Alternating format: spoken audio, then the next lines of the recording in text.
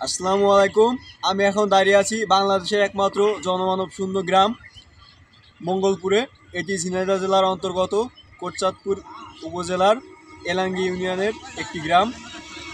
এই গ্রামে কোনো মানুষ বসবাস করে না। চলুন আমরা এই গ্রামটি আপনাদের ঘুরে দেখাই।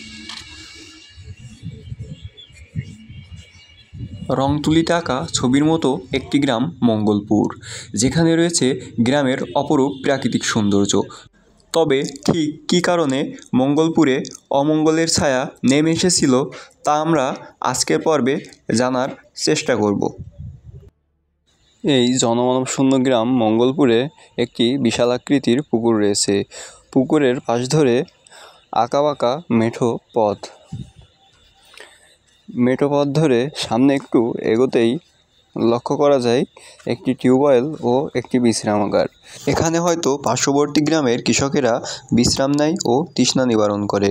আর একটু সামনে যেতেই একটি ঈদগাহ লক্ষ্য করা যায়, যেখানে হয়তো 100 বছর কিংবা তারও আগে গ্রামের মুসল্লিরা একসাথে ঈদের নামাজ আদায় করতেন। কিন্তু আশ্চর্যের বিষয় এই যে ঈদগাহটি এখনও প্রায় অক্ষত অবস্থায় রয়েছে। সব কিছুই আছে, তবে মানুষ নেই কেন? চলুন এলাকাবাসীর মুখ থেকে শুনে নেওয়া যাক।